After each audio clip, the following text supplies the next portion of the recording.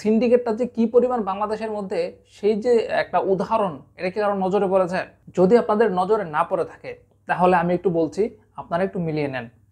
আজকে বাংলাদেশ এবং ভারত মুখোমুখি হয়েছিল। এই ম্যাচে বাংলাদেশ আসলে ভূত হয়ে আছে হামজা চৌধুরীর পারফরমেন্সের কারণে।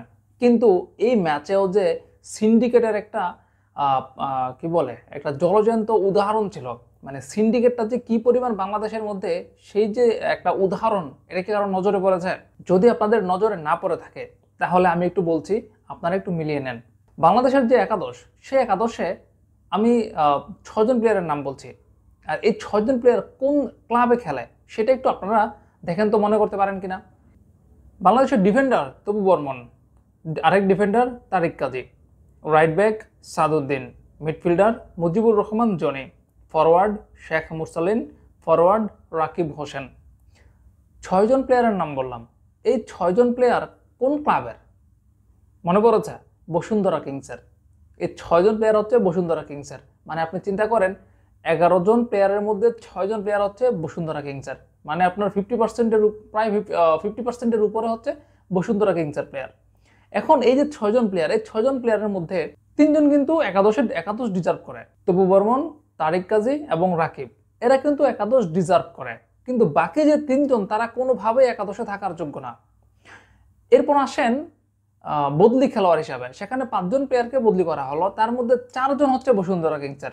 সেই 4জনকে চন্দন রায়, সোহেল রানা, ফাহিম ফয়সাল এবং সোহেল রানা সিনিয়র। এই 4জন প্লেয়ার, 5জন প্লেয়ারের মধ্যে 4জন প্লেয়ারই হচ্ছে বসুন্ধরা কিংসের। তার মানে ওভারঅল কি দাঁড়াচ্ছে? আপনি 10জন বসুন্ধরা কিংসের প্লেয়ারকে কিন্তু আপনি মাঠে নামাচ্ছেন। তার মানে পুরো বাংলাদেশ টিমটাই হয়ে গেছে বসুন্ধরা কিংস। বসুন্ধরা কিংসের প্লেয়ারদের নিয়ে কিন্তু সাজানো হয়েছে। এখন এই যে যে 4জনকে বদলি করানো হয়েছে, সেই 4জনের মধ্যে একজন তো লিগে নিয়মিত খেলতেই পারে না। মানে লিগেই সে নিয়মিত না, তো তাকে আপনি জাতীয় দলে নামাচ্ছেন। মানে সিন্ডিকেটটা যে কোন পর্যায়ে আছে তার একটা ছোট উদাহরণ হচ্ছে এই ম্যাচটা।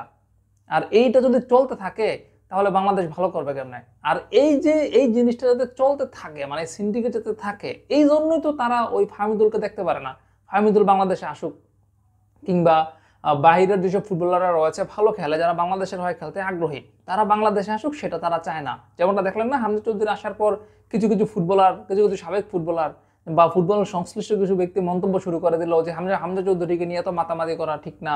আবার কেউ কেউ বলো যে ভাড়াটে ফুটবলার নিয়ে বাংলাদেশে খেলালে নাকি বাংলাদেশের মান ইজ্জত কমে যাবে। এরকম কিছু শুনলেন না? কেন শুনলেন? এই সিন্ডিকেটের কারণেই কিন্তু। এই সিন্ডিকেটের হাত থেকে যদি বাংলাদেশের ফুটবলটাকে বাঁচানো না যায়, তাহলে বাংলাদেশের ফুটবল বাঁচবে না, যদি সিন্ডিকেটের হাত থেকে বাঁচানো না যায়।